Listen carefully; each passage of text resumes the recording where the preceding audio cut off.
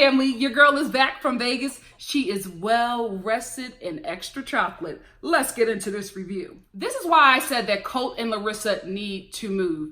Miss Debbie has made this place her home. She has made this place her home. I talked about her moving into a senior living facility because that is something that she said that she was considering doing. But I just feel like at this point, she's been in this for a very long time. I think they were in this house with her husband, Colt's father. I just feel like she has already claimed her territory. And anytime Larissa tries to claim anything, it's going to be a problem because she has made this her home. Colt won't move, right? He won't move because he is selfish. Colt gets to be babied and nurtured by his mother. Then he can fulfill all of his sexual fantasies on Larissa. So he has everything that he wants. Larissa is miserable because she's trying to at least make this place home, and she cannot do it because Miss Debbie has already established her territory and she does not want to change anything. Like I said before, the older you get, you just get into this kind of stubborn state where it's like, this is how I want things to be done. This is how I have been doing them for years. This is how things are looking. I don't want nothing to change. As you get older, you start to realize the things that you want and you start to craft that. And you start saying no to things. And your no is your no and your yes is your yes, especially when it comes to your home. Like things a certain way is going to be like that until the day you die, and nothing about that is going to change. So Colt and Larissa gotta go, but Colt doesn't want to do that. The right thing to do would be for them to move and build their own marital home, but Colt doesn't want to do that because he doesn't get to be the king of this castle. Because when they get their own home, he has to do a give and take with Larissa. He can't, just go run into his mom in the next room and just be like, well, she did this to me. And his mom is just like, oh, you deserve so much better. Here, let me make you a peanut butter sandwich with the crust cut off. He doesn't have that. He won't have that anymore if they make their own home. He's going to have Larissa just being like, no, okay, maybe. He wants to remain in this teenage boy state, but still have the ability to jerk off on his wife and then go get breastfed by his mother. Colt is the problem here. It's not Miss Debbie and it's not Larissa. It is Colt. He has created this situation and he wants it this way specifically because he always benefits from it. Nobody else benefits from it. He does not care.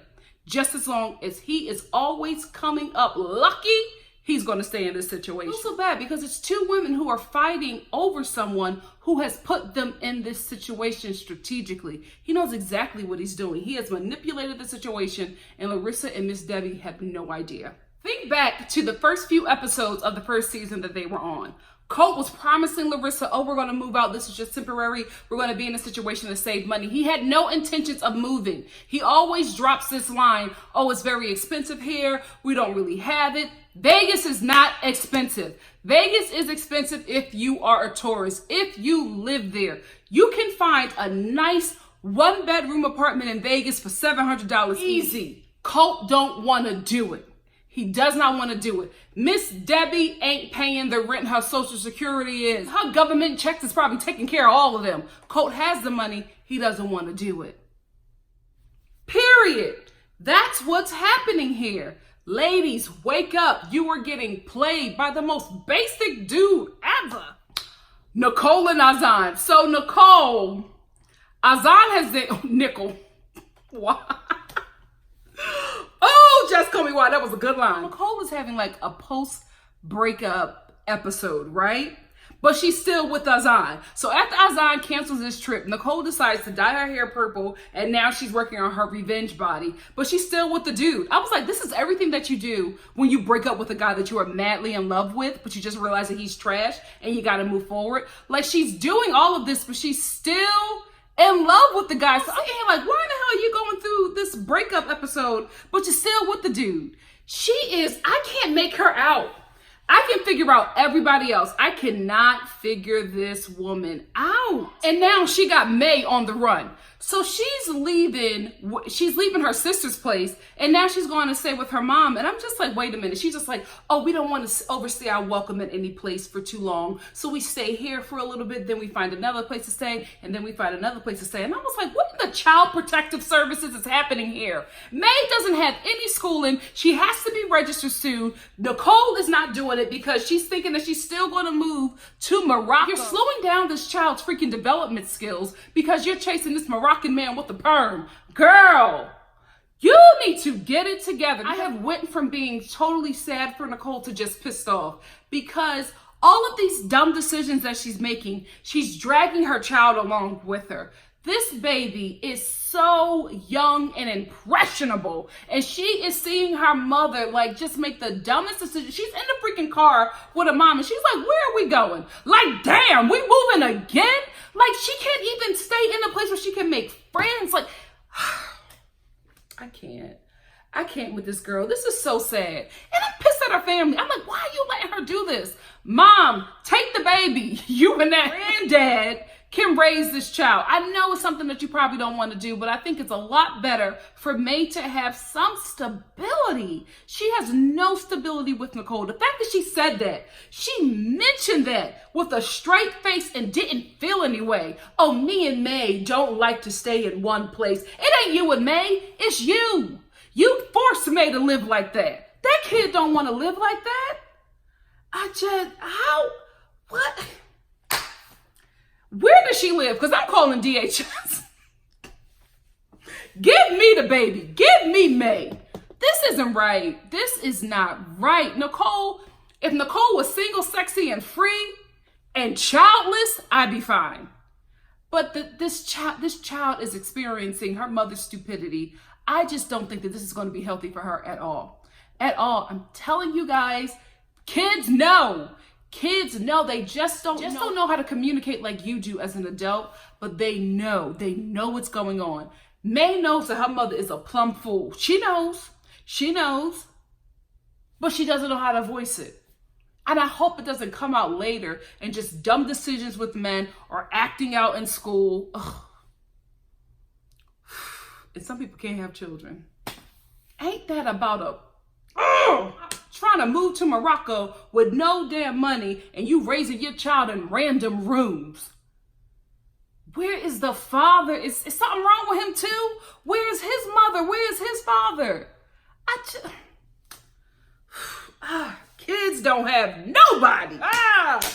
So, Nicole's granddad, I don't care what y'all say, that is not her stepfather, that is her granddad. That is her great-grandfather. This Life Alert actor, he, like, when she gets there, he is the only one that's making sense. He is the only voice of reason within this family. He tells her that he's been receiving emails from somebody in Morocco who knows Azan and is letting him know that Azan is scamming Nicole. There's no store, which I believe. I do not believe that there's a store. I believe that Azan is taking that money that Nicole is sending him and buying watches and perms. Black men are black men all across the diaspora, okay? He is flossing with that money, laying down his edges, okay? He is not doing what he said he would do, and he knows that Nicole probably knows. Nicole probably knows that this dude is taking advantage of her, but she'd much rather have a dude that's scamming her, paying her attention, than no man at all. Bad love is still love to Nicole. So anyway, he's telling her that he's getting this information from this man in Morocco. Nicole doesn't want to hear it. The family is not saying anything, but he's the only voice of reason. And I'm just listening to this, right? And I'm like, if they weren't on a TV show, I would be like, this is ridiculous.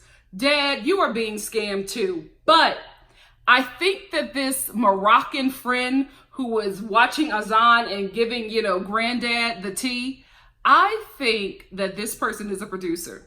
I think they found somebody just as gullible as Nicole who would believe that it's somebody from Morocco when it's actually a freaking producer in Los Angeles, California, emailing him every 6 or so months to tell him the tea that's going on with Azan. Because somebody is there. Somebody from this show is there in Morocco watching Azan and getting all the tea. Probably some PA or probably some associate producer who is based in Morocco, and their sole purpose is to make sure that Azan's story that he is telling the producers add up to his reality. I think that's what's happening. What do you guys think? Do you think it's a producer giving Granddad all this tea? Or do you think that there's actually somebody in Morocco who knows Azan who's able to find this old man's email address and send him all this tea? Please, it's a PA. Ashley and Jay, I don't care. But I will say this. Jay is a damn good uncle. He really is. He loves his niece and nephew. He has just they have been there, he has been all over them. And he was the same way in Jamaica. He's a damn good uncle. Really, really is. And also, can we talk about his sister? Who, I get it. She is from Jamaica. She has never felt any kind of cold like this before.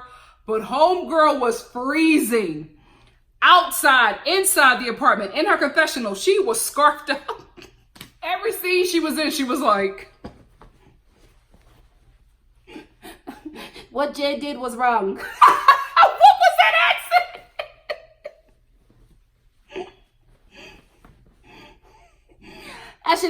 Ashley and Jay are having problems. It's not right. I'm gonna stop with these accents. I gotta go back to school. Paola and Russ. So Paola and Russ are looking at birthing centers because Paola is thinking about having her child in a birthing center. She does not want to have her child in the hospital. She wants to be in a birthing center with a midwife. So they're looking at birthing centers, and they get to this one birthing center, and all I have to say is Russ is his mother's child.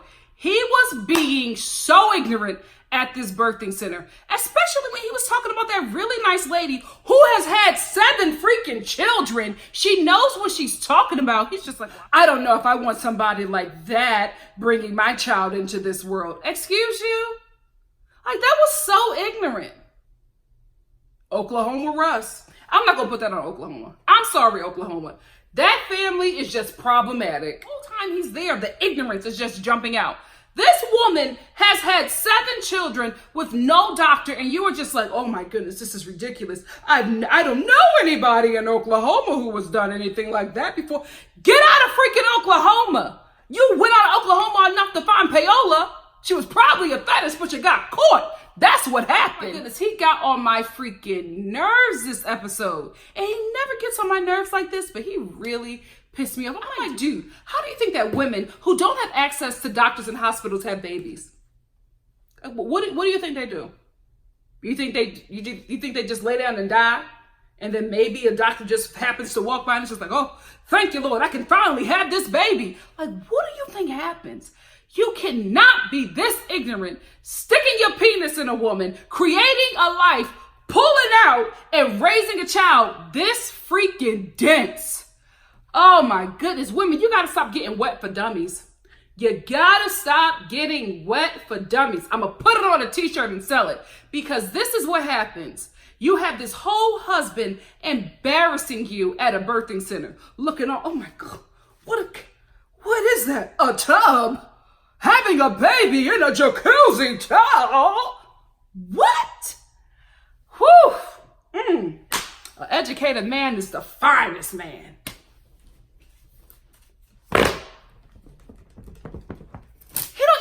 Be like Harvard educated, just somebody who is not ignorant, somebody who has seen the world, who is just, ooh, this was embarrassing, Russ, embarrassing. So you mean to tell me there are no birthing centers in Oklahoma? You know what, I'm gonna look it up. Wait 1 second. Birthing, I'm so mad I can't even type right. Birthing centers in Oklahoma, yeah. Just Oklahoma, not even Oklahoma City, Oklahoma. Huh. Here we go. 1, 2, 3, 4, 5, 6, 7, 8. That's the same one. Here we go. Is there another one? So far, just in Google, for the first page, 8 freaking birthing centers. Russ, you and your family, this is your own ignorance. You want to be this way. This is decisive ignorance. That robotic family don't want to know nothing, don't want to learn nothing. They want to sit in that. And so does Russ. Paola, you deserve better. You deserve better. I hope you get a nice check out of this, sis. You deserve better. Being ignorant for no damn reason. Willingly obtuse. Ugh. And this is the thing. I'm not opposed to having your child in a hospital because I have a few physical issues. I think I might have my child in the hospital. I do want a midwife.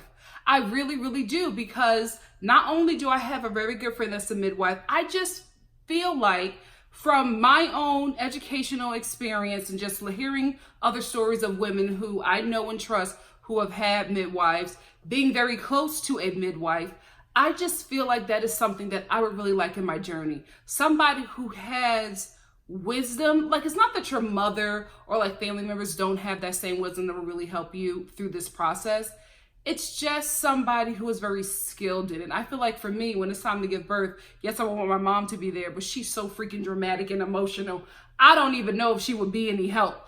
A midwife is somebody who I think will really be able to guide me through the process. Because even the midwife that Russ was talking about spoke right to Paola's heart. Right to her heart. Not saying that a doctor can't do that. Most of the time, they have to keep it professional. So they can't really get this personal and in depth. She spoke right to Paola's heart, and she told her, you gotta forgive yourself.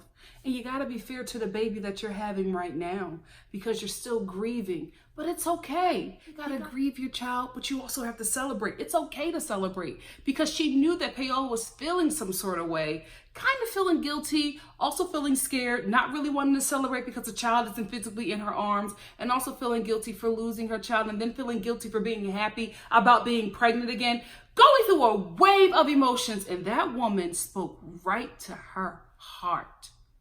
Because not only has she had 7 of her own children, she's done this for other women.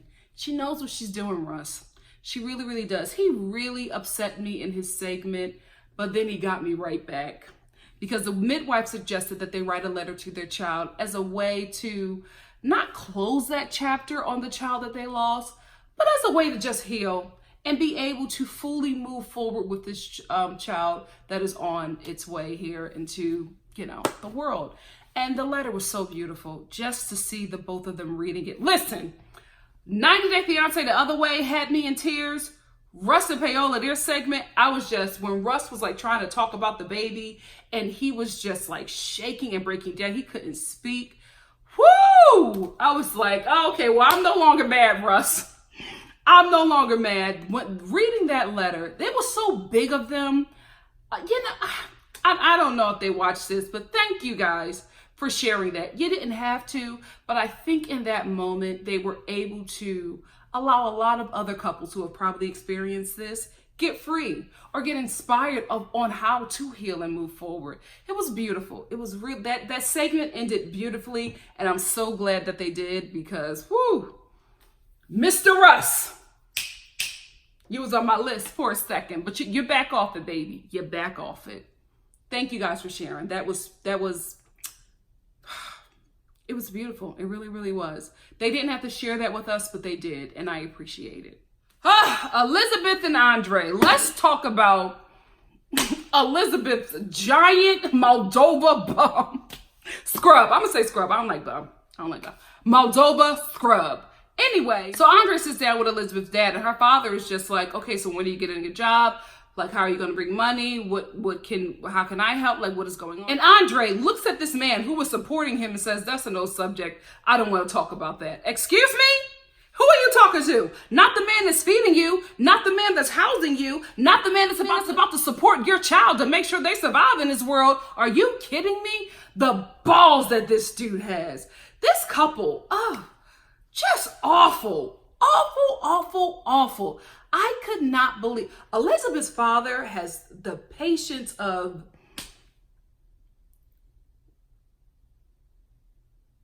my bra straps. I was trying to think of something. I was like, what contraption do I know that can just really hold a lot of weight and not snap under the pressure? My bra straps, they are holding the girls up nice. Hey, hey, hey, because if they didn't, woo! So even after Andrei is just disrespectful and dismissive to him, he's still trying to see how he can help him, right? And he offers this fool a job. Andrei says to him, no, I don't want it. I don't need you and you don't need me. Yes, you do. He don't need you, but you need him. How are you this entitled and broke? This can't be Moldova. How are y'all building these men over there? This cannot be it. I'm not going to put it on Moldova. Just like I'm not going to put Russ on Oklahoma. This is you. Andrei is a lazy scammer. Elizabeth then got caught up in this man's height and his ding-a-ling. And now she's stuck in America with his baby. Even if she didn't want to be with the dude anymore. I don't think that she would end the marriage because she probably does not want to raise this child by herself, because that's what's going to happen. That is what she's doing it right now anyway. She's providing, she's giving advice, she's getting him from A to B. Like, it's, ooh, this is a horrible situation. You know what? Elizabeth's daddy, you need to check in with Paul's mama. Paul from 90 Day Fiance, the other way around. That woman is hands off. That's what you need to be with Elizabeth. If you were hands off with Elizabeth, you would not be in this situation taking care of Elizabeth, her man, and now their baby, and their 2 dogs. This couple, my God, today, they need a dose of Paul's mama, because if they had to go through this journey by themselves with no support, I'm telling you, it would not have lasted this long. Nope. Then we cut to Elizabeth's sister's home, and they are Elizabeth's sister and her sister-in-law, who I love how close they are, but she's just a little too, yappy to be an in-law. You gotta know your place. Anyway, they're putting together her baby shower registry. And while they're putting together the registry, Elizabeth, who keeps on volunteering information, this is the thing. Elizabeth wants to drag her husband, right? But she wants to drag her husband without anybody who loves her being concerned about the situation. Like, this is her thing. She drags people, but she doesn't want any advice. She just wants you to listen to her drag someone. And that's not how it works, sis. If you are sitting over here, your family is already concerned. You're telling them all these terrible things about Andrei, which is true. They're going to be concerned. And they start giving her advice, basically, telling her that this situation is not good and she probably needs to get out of it. She gets mad, gets up and tries to leave. And the sister was like, how dare you? You're being very rude, especially when we're putting together your baby shower registry. How dare you? Here's the thing. Because Elizabeth, in my opinion, is so manipulative. I think that she didn't feel like doing the registry. She wanted somebody else to do that. So she probably picked this little fight because Andrei was outside waiting right away. As soon as she got up to leave, it's raining. All of a sudden, she's in the car with Andrei, dry as a single coochie. I didn't know what else to think about, guys. What is dry? Dry as the desert. Why didn't I go with desert? I didn't want with a sad single coochie. Forgive me. Anyway, so I think that's what she was doing. I think that she didn't feel like doing it. She wanted them to do all of the work. That's how Elizabeth is. She wants everybody else to deal with her problems. So all she has to do is be paraded around like the princess. She's telling Andrei everything that happened, over-exaggerating the situation, because that's what Elizabeth does. Andrei, who was already at a 10, okay? He'd been at a 10 since he got in America. He's at a 10. He tells her to stop texting them. She won't do it. But she is reiterating the argument with him. So she's getting him riled up. He then takes her phone and says, I told you to stop texting them. She was shocked. I don't know if this is the first time this ever happened or if this is the first time this has happened and it's been recorded. Because she was actually shocked by that. And he took her phone. And she was like, give me my phone. And he didn't give her the phone. He dropped it down. And he was like, no, I'm not giving you your phone. I told you to stop texting them. Stop texting. Like, you're getting upset. And she was just like, well, of course I'm upset. I just want to tell you about it. You're just supposed to sit there and listen and not get upset with me. That doesn't make any sense, Elizabeth. It doesn't make any sense.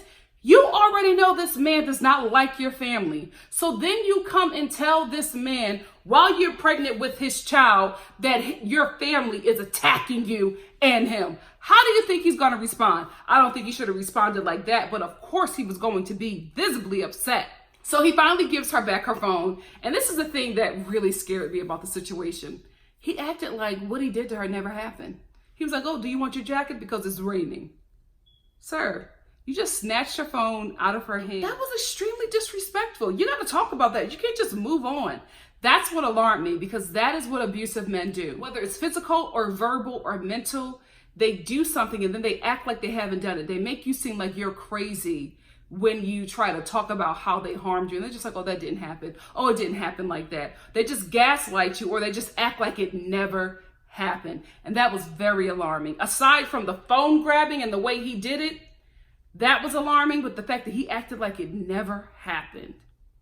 Elizabeth, this ain't good, sis. This ain't good. How are you going to talk your way out of this at the reunion? Because we're concerned. Child, I saved the best for last. Pedro and Chantel. Pedro is basura. Absolute basura. forward. Hanging out with his friends again, and that Jezebel is there, right? All of his friends start commenting on his wife. I don't care what you and your wife are going through. You do not allow your friends to talk negative about her, or that Jezebel who's trying to commit adultery with you speak on her. Not only did that heifer speak on her and say, that's not how I would be as a wife, that's not what you do as a wife. Not only did she speak on her, in her freaking confessional, she gonna say that the marriage won't last. Oh, hell no. Oh, hell no.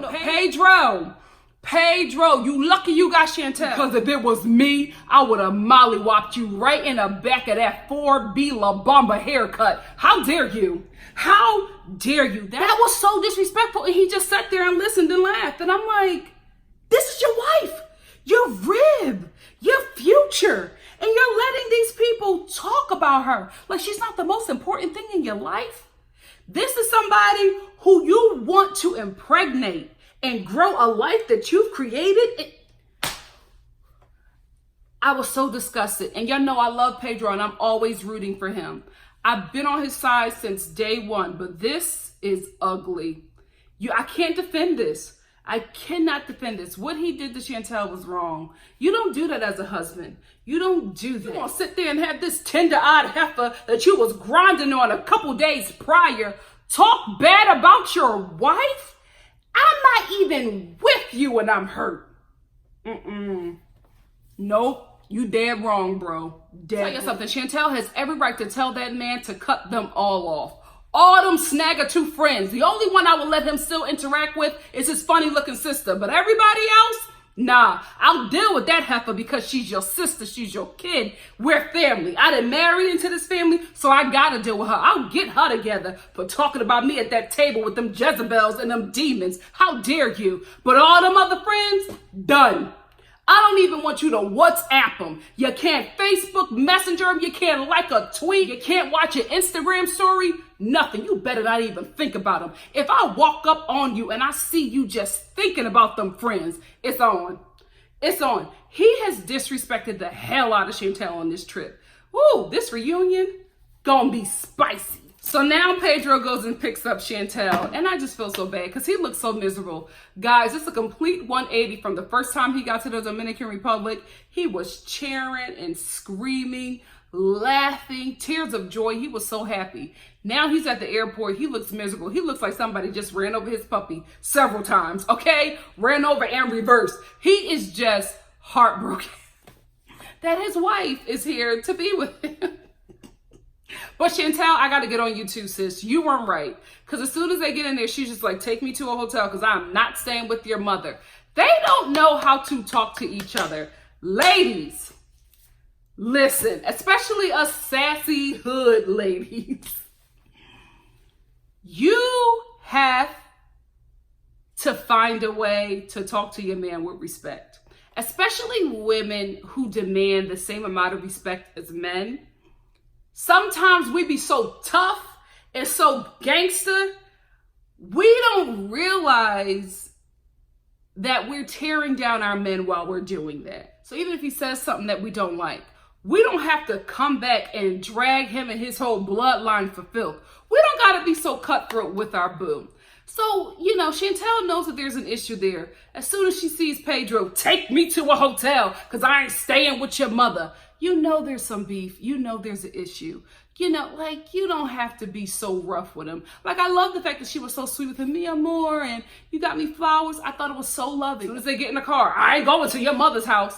Like, sis, come on. Chantel, you got to take some responsibility in this mess. Now we get the sit down we've all been waiting for. Pedro's mama and Chantel, his other mama. That's the thing. I think with Pedro, his issue is that he married his mother.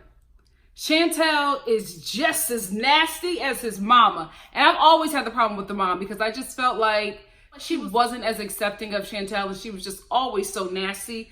But I'm on her side this time. Here is why.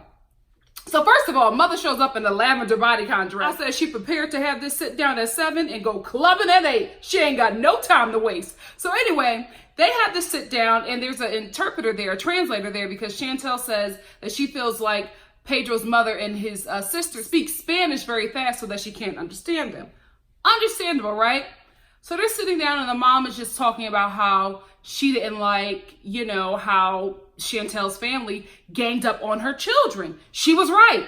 That is something I would think that I would even say in that situation. Like, who wouldn't be like, well, I had a problem with your family basically jumping my kids. Of course she wants to speak on that. And Chantel, oh no, we're not talking about that. Oh no, that is the past. We are not. And Pedro was just like, no, that's something we need to talk about because it obviously bothers his mother. And then she cusses Pedro out. And I'm like, how do you think this woman feels? She's sitting here watching her son be cussed out by his wife, whose family beat up her kids. Like, come on, Chantel. Of course the woman had an issue, right? But she was still speaking to Chantel with respect, speaking about her issues and the problems that she had with her family. Chantel this whole time is so nice, nasty. Even the way she's talking to her, she's just like, oh no, your children is not innocente. What? Girl, this is your freaking husband's mother. Show some respect. And then, oh my goodness, this was the breaking point for the mom, and I was on her side. When she starts talking about how Chantel's brother essentially assaulted Pedro and got the, whole thing started, Chantel goes, oh no, honey, don't worry. There won't be any tables flipped over here. She kept on hitting that honey hard. I was like, oh, hell to the no. Oh, hell to the no. This is when the mother rose up and I was on her side because the mother sits back like a whole G. And she was just like, if I was there, I would have beat you up, your mother, your brother, your father, and the whole lot of your family. And I was like, yes, mama. Yes, let her know. She did the right thing. I 1000% agreed with her because she was holding it together. Chantel was so disrespectful, she didn't need to respect her anymore. The girl was disrespecting her the whole time. I'm like, are you kidding me? This is your, girl, this is your husband's mother, who's also older than you. You have to give her some respect. And then the mom says, still sitting like a G, I'm not going to tolerate no more disrespect from you. Yes, mama. I was on the mom's side. Chantel was wrong. The way she talked to her was completely disrespectful. It was unwarranted. It was unnecessary. She had valid points for why she had an issue with you and your family. Her son is there by himself. Your family don't like him. Keep on threatening to call in immigration on him. He's calling her crying. She wants to know what's going on because he left here to be with you. She was talking to Chantel with respect and Chantel was disrespecting her the whole time. So then the mom says, listen, Pedro came out here to stay with us. He's going to stay here. And then Chantel was just like, oh no, we're going to let him decide. Pedro did the right thing. He decides to go with his wife because he says, I want to show Chantel that I have her back with my family, even though she doesn't have her back, my back in America with her family. I want to show her this is how it's supposed to be done. Totally agree with Pedro on that part. But I feel like he's only doing this because he feels guilty. Pedro knows that Chantel is going to see this footage. So what he's trying to do is make the situation better because he knows that when it comes out, when they're watching it, she's going to be humiliated. I do not think that he is doing it because this is the right thing to do. I think that homeboy is like, I messed up.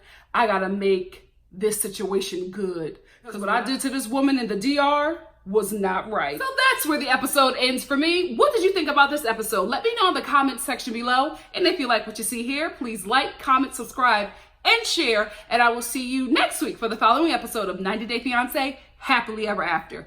I don't know if my face is greasy. If it is, I apologize. I'm actually doing a makeup review for Giselle Bryant from The Real Housewives of Potomac. I'm doing a makeup review on her pressed setting powder. I'm trying something new, so I'm not touching it up because I want to see how long this setting powder lasts. If you would like to know the update on this setting powder, please check out my Real Housewives of Potomac review because that's where I discuss every hue beauty and I talk about at the end how the setting powder, lasted throughout the day. If it did do the damn thing. I don't know what I look like. We will see. Anyway, thank you guys for tuning in. Love you so much. See you soon. Bye.